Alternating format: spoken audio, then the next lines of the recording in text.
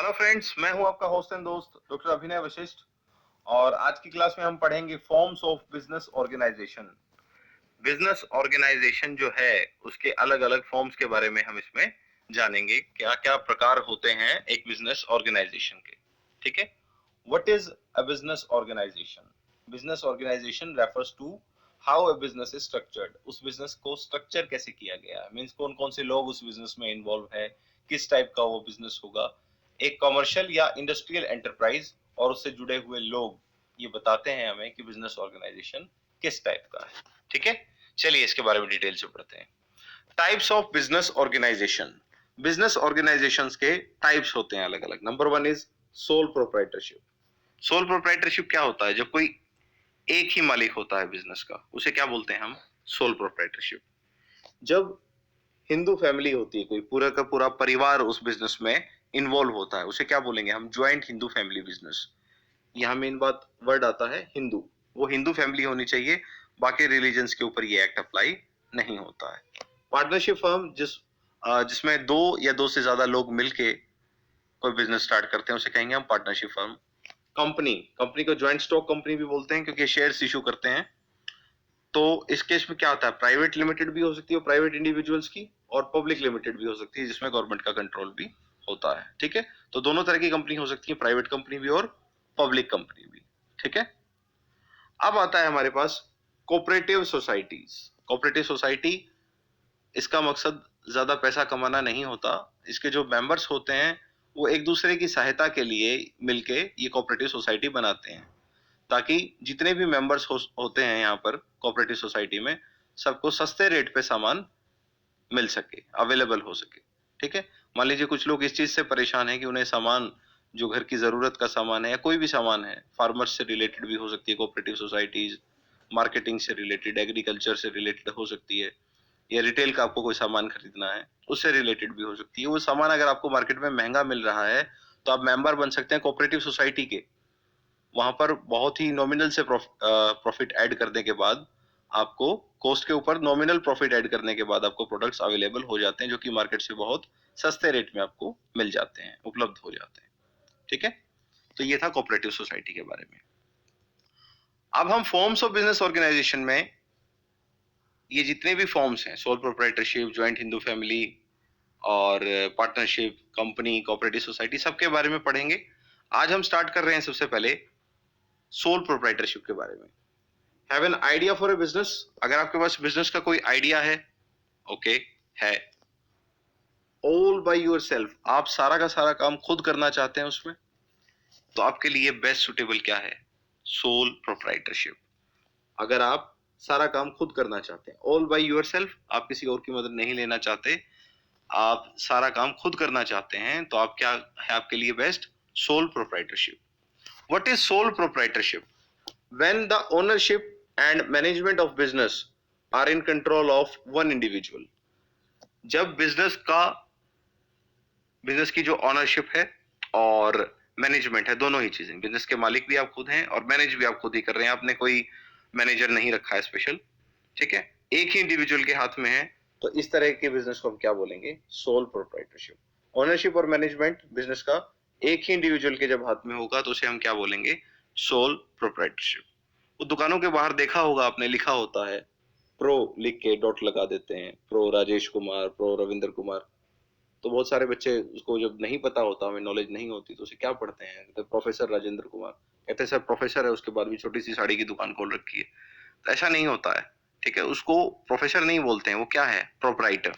ये जो वर्ड है यहाँ पर प्रोप्राइटरशिप, तो दुकानों के बाहर आप प्रो लिखा हुआ देखते हैं, प्रो राजेश कुमार, प्रो सुनील कुमार, वो क्या है?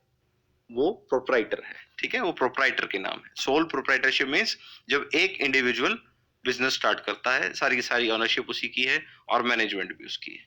क्लियर? चलिए आगे डिटेल में पढ़ते हैं इसे।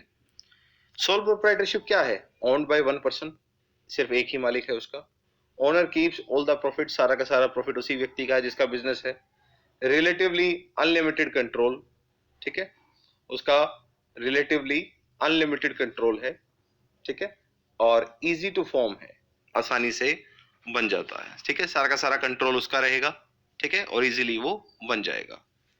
How can I start one? अगर आपको सोल प्रोप्राइटरशिप स्टार्ट करनी है तो उसके लिए क्या करना पड़ेगा?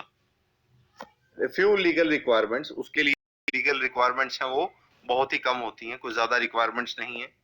Can be run from home, आप अपने होम से, गैराज से, वैन से, बहुत छोटी सी जगह से भी आप सोल प्रोप्राइटरशिप बिजनेस स्टार्ट कर सकते हैं। उसके लिए लीगल रिक्वायरमेंट भी बहुत कम है, ना के बराबर।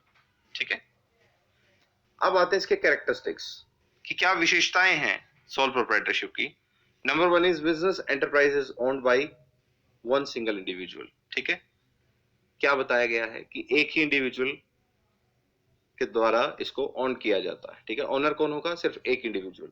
मेन सारा प्रॉफिट और रिस्क सभी उसी का, जितना प्रॉफिट है वो भी उसी इंडिविजुअल का है और जितना रिस्क है वो भी उसी इंडिविजुअल का, because profit is consideration of risk taking. आप जितना ज्यादा रिस्क लोगे उतना ज्यादा आपको प्रॉफिट होगा। ठीक है, एक बहुत अच्छी कहावत है कि लाइफ में सबसे बड़ा रिस्क है। किस चीज में रिस्क है सबसे बड़ा? सबसे बड़ा रिस्क है कि जिंदगी में कोई रिस्क ना लेना। आप जब तक रिस्क नहीं लेंगे तब तक आपको प्रॉफिट नहीं हो सकता। ठीक है, फिर आता है owner is the manager. Owner खुद ही मैनेजर होता है। Owner is the only source of capital. जो भी पूंजी लगानी है आपने, जो भी कैपिटल इन्वेस्ट करनी है, तो ओनर उसका इकलौता सोर्स है, आप कहीं और से पैसा नहीं ले सकते। ओनर खुद जिम्मेदार है। Proprietor and business enterprises are same in the eyes of law. कानून की नजर में जो प्रोप्राइटर है और आपका बिजनेस एंटरप्राइज है वो सेम है। ठीक है, कोई अलग अलग लोग वो नहीं है। मान लीजिए सुनील कुमार ने एक दुकान खोली, तो अगर उस दुकान के ऊपर कोई केस करना हो, नेचुरली सुनील कुमार के ऊपर ही होगा। कानून की नजर में सुनील कुमार और उसकी दुकान अलग अलग नहीं है। ठीक है, चलिए आगे चलते हैं। Advantages of soul proprietorship. Sole proprietorship के एडवांटेजेस क्या है, क्या क्या फायदे हैं? Number one is easy formation. सबसे पहली बात तो आसानी से बन जाता है। ठीक है, कोई ज्यादा फॉर्मेलिटीज नहीं है। बेटर कंट्रोल, आपका कंट्रोल पूरा रहेगा। ठीक है, प्रॉम्प्ट डिसीजन मेकिंग, आप जल्दी से जल्दी डिसीजन ले सकते हैं, तुरंत फैसले ले सकते हैं। एंड फ्लेक्सिबिलिटी इन ऑपरेशंस, आप अपने अकॉर्डिंग अपने ऑपरेशंस में फ्लेक्सिबिलिटी ला सकते हैं, आप चेंज कर सकते हैं चीजों को। ठीक है, सब्जेक्ट टू फ्यूअर रेगुलेशंस, कोई ज्यादा रूल्स रेगुलेशंस नहीं है। ठीक है, आपके ऊपर कोई ज्यादा कंट्रोल नहीं होगा। Not subject to corporate income tax. देखिए, कॉर्पोरेट इनकम टैक्स कंपनीज के ऊपर लगता है, वो इनकम टैक्स आपके ऊपर नहीं लगेगा। हालांकि जो आपका इंडिविजुअल इनकम टैक्स है वो आपके ऊपर अप्लाई होगा। कॉर्पोरेट इनकम टैक्स रेट्स ज्यादा होते हैं। ठीक है, ownership of all the profit, जितने भी प्रॉफिट्स होंगे वो सभी के सभी सोल प्रोप्राइटर के ही होंगे। क्लियर? और लास्ट में पढ़ेंगे हम इसके डिसएडवांटेजेस के बारे में। देखिए, किसी चीज की अगर एडवांटेजेस हैं तो उसकी डिसएडवांटेजेस भी जरूरी होंगी। ठीक है, इसकी कमी क्या है? Owner has unlimited liability. जितना नुकसान होगा वो सारा ओनर को खुद भुगतना पड़ेगा, खुद बियर करना पड़ेगा। ठीक है, पार्टनरशिप के केस में क्या होता है? पार्टनर्स में बढ़ जाता है। कंपनी के केस में क्या होता है? सारे शेयर होल्डर्स में बढ़ जाता है। लेकिन यहाँ पर क्या है? सोल प्रोप्राइटर के केस में सिर्फ और सिर्फ एक व्यक्ति के हाथ में है। ठीक है, सारा का सारा लॉस किसे बियर करना पड़ेगा? Sole proprietor. फिर आता है difficult to raise capital. Capital raise करने में डिफिकल्टी होती है। पैसा कहां से आएगा? ज्यादा सोर्सेज आपके पास है नहीं, तो आपके पास ज्यादा पैसा भी नहीं हो सकता। ठीक है, पहली बात तो रिस्क ज्यादा है, लाइबिलिटी ज्यादा है, आपके पास कैपिटल लिमिटेड है। ठीक है, business has a limited life, उसकी लाइफ भी ज्यादा नहीं होती कई बार। ठीक है, एक ही व्यक्ति है और मान लीजिए उस व्यक्ति को कोई बीमारी हो जाती है, जानलेवा बीमारी, या फिर उसकी डेथ हो जाती है, या किसी भी वजह से वो इनकैपेबल है, वो बिजनेस नहीं कंटिन्यू कर सकता, तो उस चीज में दिक्कत होती है। फिर है difficult to do business beyond a certain size. एक सर्टेन साइज के बाद आप बिजनेस को बढ़ा नहीं सकते। ठीक है, लिमिटेशंस हैं। आपके पास एक शॉप है, मान लीजिए आप उसमें अपने प्रोडक्ट्स आपने रखे हुए हैं, आप अगर उसको एक्सपेंड करना चाह रहे हैं, नए प्रोडक्ट्स उसमें बढ़ाना चाह रहे हैं अपने बिजनेस में, तो उसके लिए बहुत दिक्कत हो जाती है सोल प्रोप्राइटरशिप में। अगर आपके पास पार्टनरशिप बिजनेस है, जॉइंट हिंदू फैमिली बिजनेस है, या कंपनी है, तो आप इजीली अपने बिजनेस को एक्सपेंड कर सकते हैं। जबकि सोल प्रोप्राइटरशिप के केस में क्या है? आपको बिजनेस एक्सपेंड करने में काफी दिक्कतें आ सकती हैं। ठीक है, it is difficult to do business beyond the certain size.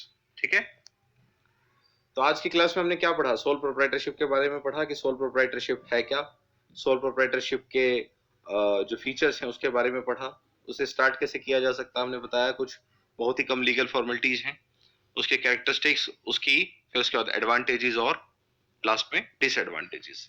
इससे रिलेटेड जो भी डाउट्स हैं आप मुझे कमेंट सेक्शन में बता सकते हैं। आई होप आपको ये लेक्चर समझ आया होगा, ठीक है।